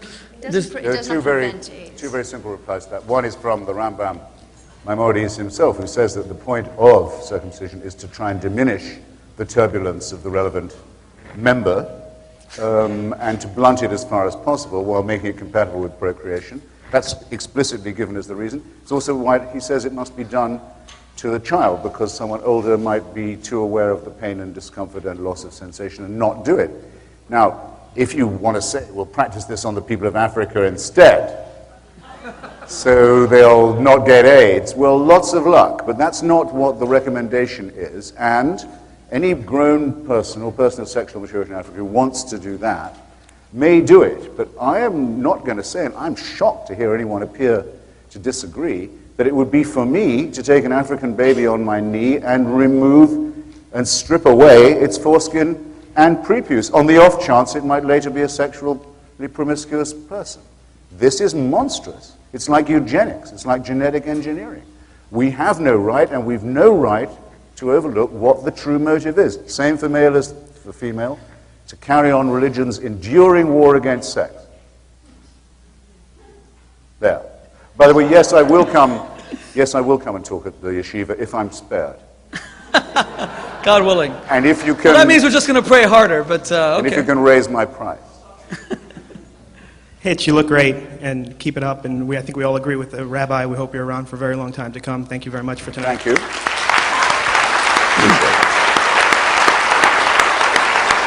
But you've warned us not to spare you, and so I want to kind of press you a little bit on something you said. I'm very interested in hearing the rabbi's opinion as well. You mentioned Eugenio Pacelli, Pope Pius XII, I think everyone's familiar with him, and so forth. You also mentioned that you just met Benedict XVI, who just landed in Hitch's home country, I guess, earlier today.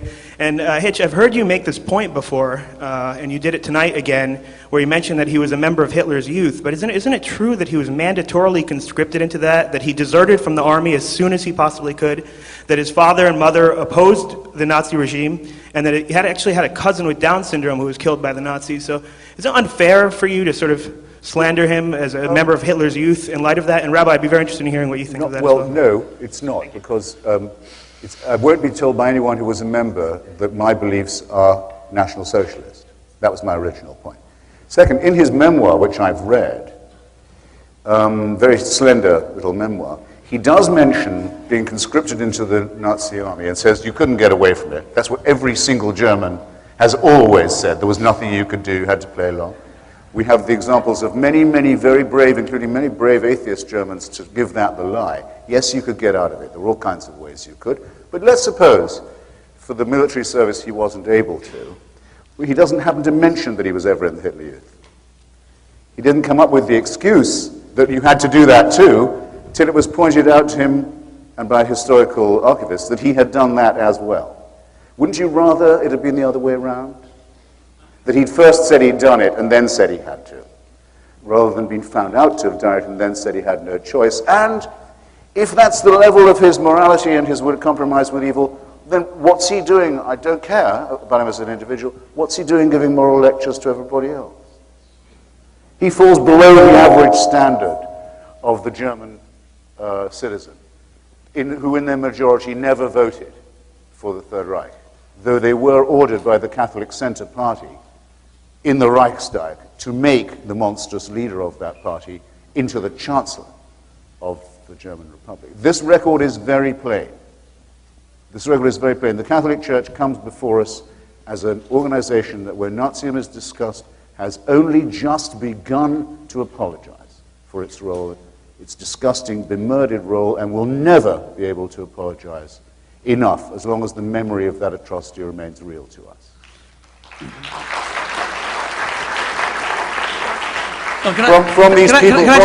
From these people, excuse me, I will take no lectures in morality ever on any terms, on any subject. Okay. Enough from me. Can I just say, just because we're over time, we're going to go to 9:30, so please don't think this is ad infinitum. 6 minutes and that'll be it, okay? So let's make the questions much quicker, please. I'll be quick. Hello, Scott. Hi. Hey, Scotty. Brother Shmuley. Hey, Hitch. You said you're 100% against people forcing religion on people. Correct. Why is it okay for parents to force it on their children? How can you teach children religion without forcing it on them? They have no scientific defense yet. I'd like to know about that. And as far as the Pope goes, if the Pope was atheist instead of Catholic, would you still say he's an honorable man, despite the fact that he's looking the other way on children being tortured? Finally, I've been praying. Scott, I said we got 6 minutes. One last thing. I've been praying for 25 years to all the gods for WABC to hire a black host. What am I doing wrong? Am I kneeling the wrong way, or what's going on? Anyway, thank you. Well, now the people at WABC, my very dear friend Laurie and all the others now know the Scott Pellegrino who torments WABC, right? But Scott has a lot of good in him. You got to dig deep. No, I'm kidding. Scott's a very good friend. He comes to our house for Shabbos all the time, and he torments me, okay? Very quickly, come on, Scott, let's get real. Parents are going to raise their children in their traditions. You're basically saying, don't raise your kids. I'm going to raise you, but I'm going to make sure that I don't subject you to any of my beliefs, any of my values. Let's not be absurd here. In the same way that atheists are going to raise their kids with what they believe to be true. That's what upbringing is. And God willing, one day when you have children, and I look forward to bouncing them on my knee, you'll probably do the same thing. You probably won't say, little Shmuley, because that's what you'll name one of your kids, Scott. I want you to go to synagogue even though there is no God. You're going to raise him, the way. And as far as Benedict the 16th, that's what your question was specifically about Benedict XVI. Right? I want to be very fast. Look, I met the Pope. I was there with a delegation. They tried to convince us about Pius XII. They showed us documents. I was unconvinced. And I said so, and I remain friendly with them. I agree with Hitchens, with Christopher Hitchens completely on the Catholic churches. But you can't blame the whole church. But yes, it was the leadership and it was Pius XII. And he should not be beatified. He should not be canonized. But Pope John the 23rd saved so many Jews during the Holocaust, was a very outspoken, and he's the one who convened Vatican II. He was a great man. In religion there are great men and there are people who aren't. Should the present Pope be against kidney torture? Of course he should, and he should be held accountable, and I'm not excusing that in the slightest. But I'm not excusing it in the slightest. Let me make that absolutely clear. When religion perpetrates atrocities and must take full responsibility and never whitewash its sins, period, because that violates everything it believes in, and the great sin of the religious is hypocrisy, okay? But let me just say, as far as the Jewish community is concerned, to answer that other questioner in 10 seconds, the Jewish community is grateful to Benedict XVI for the overtures he's made to the community. He's visited 3 synagogues in his papacy, which is only, I think, 4 years old now. That's a rarity among popes, and he's really reached out, and I consider him a friend to the Jewish community, but that is unrelated to everything that happened with children. Thanks for coming, Scott. I think this is our last question. Okay. Oh, hi. Okay. Christopher, great to see you in person finally. It's a real honor. Wait, what am I, chopped liver I'm over sorry, here? no, What am Rabbi, I? no, because listen, my question's for you. Am I actually. not here in person? Am So, I like no, an apparition or something? No, this is totally with you. Okay. Okay. So, all right. Not- so not I've to been, be outdone. I've been, so I'm involved in the erotic arts for some years now. The erotic arts. Yes. I got an And- interview for a book, okay. And Did they mutilate you as a child? I'm sorry. Were you mutilated No, as I'm a child? Jewish. Oh, so they did mutilate you. I guess so, but I Okay. still receive sexual pleasure. Quite okay. Oh, okay. So my thing is that I have like a lot of much sensitivity when it information. comes to organizations and groups who are stifling sexual expression in America. Most of them seem to be Christian and Catholic based. I'm assuming if Islam had a greater foothold in America, I'd probably be hearing a lot from them as well. But I don't really hear a lot from Jewish organizations when it comes to stifling sexual expression. And I'm wondering if I'm wrong there, or am I onto something? Jews like sex. Okay. Thank you. I bet Catholics also like sex. And Lisa Oz is a Christian, correct? Yes. Okay. And I'm not going to speak for what you like or not. It depends who's defining it. I'm also a member of a cult by someone else's definition, so that's okay. why I hesitate. Oh, okay. I mean, I suppose it's possible to like sex without liking women. Well, in fact, I suppose in theory it must be possible. But if you see I'm identifying something essentially implausible or potentially horrible, what I mean to say is this. When I say religion is man-made, in other words, it shows every sign of being produced by a primate species that's half a chromosome away from chimpanzee, I don't just mean man-made in that sense. I mean male-made. It's very noticeable, especially of the monotheisms, that they are run by and for men and founded by and for men. The Jewish prayer, I don't have to tell you, used to begin, the Orthodox one still does, thank God for not making me a Jew, a Gentile or a woman. I don't need to labor to you what the Quran says about the place of women in religion. And the disabilities laid upon women by Christianity are, again, too numerous to mention. It's too obvious that the repression of the female is a principle of monotheism for it to be overlooked. Doesn't mean that pleasure can't come from repression. Some people say it can. Try anything once. But I think it's an unhealthy thing, surely. And isn't it rather noticeable that in debates even in this city on, for example, the rights of homosexuals, that Orthodox Jewry at least seems to take it as a particularly strong responsibility to oppose any manifestation of gay life. I don't know why that should be, or what its scriptural authority for that is. I suppose it's probably Leviticus, as with Christianity. Well, it's something you can't not notice if you're interested in the subject. I'm an Orthodox rabbi. This morning I was on Rosie O'Donnell's radio show, organized by Terry Caden, who was That's one of the going too far. And I have a gay Orthodox Jewish brother who's Orthodox, and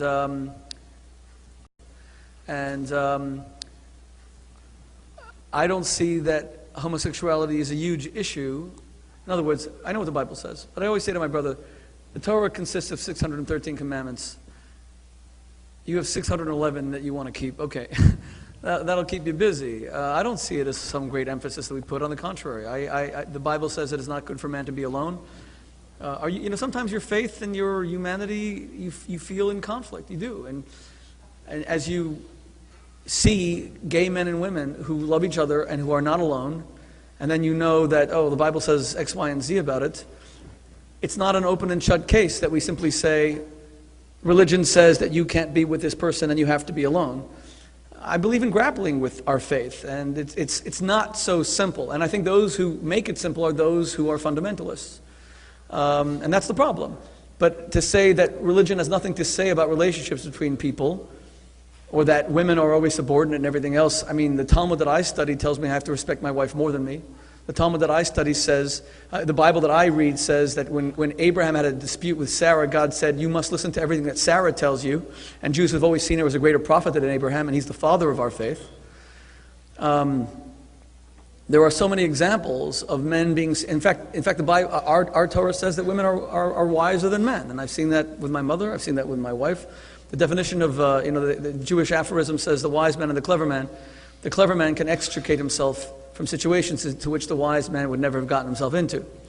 And had I listened to my wife about half the things I did in my life that were controversial or self-serving or just downright stupid, I wouldn't have made mistakes. She was the wise person. So I don't see that women are necessarily subordinated, and to the extent that certain things need to be adjusted in religion, Christopher, that's why I welcome your criticisms. Again, it comes down to, and this is the final thing I'm going to say, is that whether religion poisons everything. I think we all have something to learn from each other. And thank you again for attending tonight's event, and we wish you a good evening. Thank you. Thank you so much, Mike. Thank you. Ladies and gentlemen, please give me 30 seconds.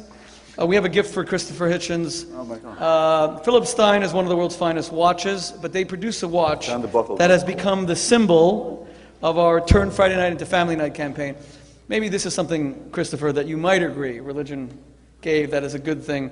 Friday nights, we simply have dinner with our families without television, without the internet, without noise, and we try to focus on our kids. So this is a global initiative that we have. Dr. Mehmet Oz is a patron, Gail King, Dr. Phil, and I was hoping that Christopher would agree to be one of the patrons as well. It's simply 2 uninterrupted hours for atheists and religious people alike to give to their kids. And you are a very loving father. You have 3 children. We talked about them at dinner. So this is this beautiful watch. It's a gift from the Philip Stein Corporation. I hope that you really enjoy it. Oh, thank you.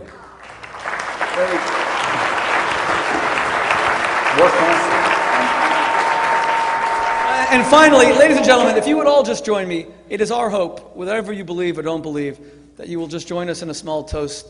It's the night before Yom Kippur, Judaism's holiest day, and I wanted to just toast for Christopher's health and well-being, the famous Jewish toast l'chaim, which is life. So.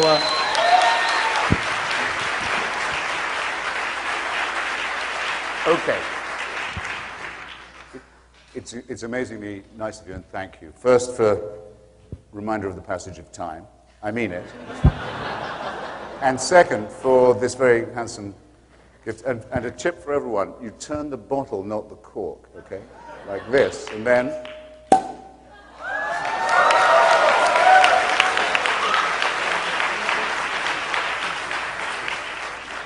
And then you say, to life, in any language.